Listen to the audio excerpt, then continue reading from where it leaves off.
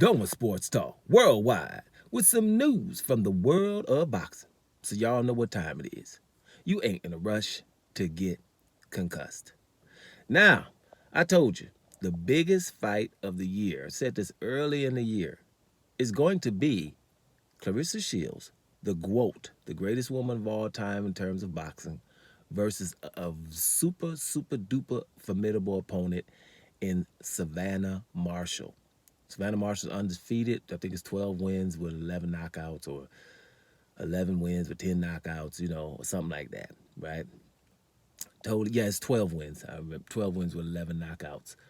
And, the girl is awesome. Listen, Savannah Marshall, I've told you on many occasions how first time I seen her about 5 fights ago, and I was just so surprised at her swagger in the ring because she's so, quiet and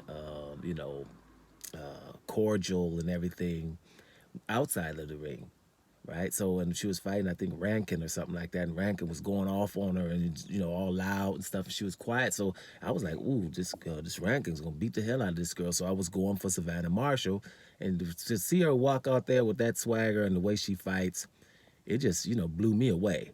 This is a very good fighter. So every fight since then I watch. Now, Claressa Shields and Savannah Marshall were slated to fight about a month ago. And, it couldn't happen because the Queen passed away in England, and they're going to fight in England at O2 Arena. And so they had to cancel it. And that's okay.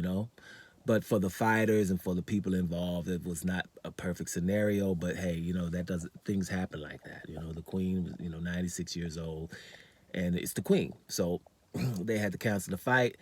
So Savannah Marshall, Claressa Shields had to go back to America, and they had to retank up, right? It is what it is. So you have to take a little time off and to get refocused.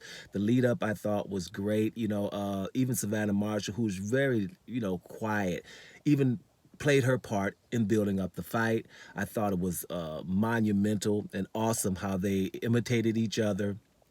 When Claressa Shields, said after one of her fights, Claressa Shields fought in England, to build the fight. And she said, Savannah Marshall walked up to her and said, what did Savannah Marshall say to Claressa? Claressa said, if you fight that way against me, I'm going to wipe the floor with you, right?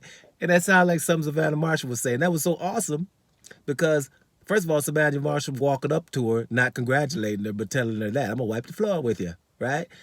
And for Claressa to be able to know how to imitate her. And then a few minutes later, Savannah came back and imitated her. I just forgot what she said. It was something about the belts, all these belts. And she did it, and it was more awesome because Savannah, you didn't expect her to do that either. So, but that also shows the respect they have for each other. And, they know, both of them know that they need each other to have a fight of this magnitude. And when you're looking at the men's game, there's nothing to match it. Now, this year, I'm, no slight to the undisputed fights because I think undisputed is also extremely very important. But this fight with these women is also undisputed. If Claressa Shields wins, she'll have been undisputed 3 times. And, so undisputed is there. Now, you had undisputed when you're talking about Devin Haney and Kambosos, which was also a great fight and a big fight. And you also had Jamel Charlo versus Brian Castano, which also was for undisputed and was that rematch. So those are big fights, but I got to go with this fight as being the very biggest fight of the year, barring because Terrence Crawford and Errol Spence are not going to fight. So this is the biggest fight. We got to lead up. But here's something Savannah Marshall said, and she just said, listen, it's all or nothing for me here. I'm going all or nothing for this fight. There's no rematch clauses in this fight, which I think it should be, because all them other fights is rematch clauses. But okay, if there isn't, it's got to go down here. So Claressa Shields, not her, but Savannah Marshall is basically just saying, hey, I have to win this. It's all or nothing for me. It's a once-in-a-lifetime chance, and I got to take it.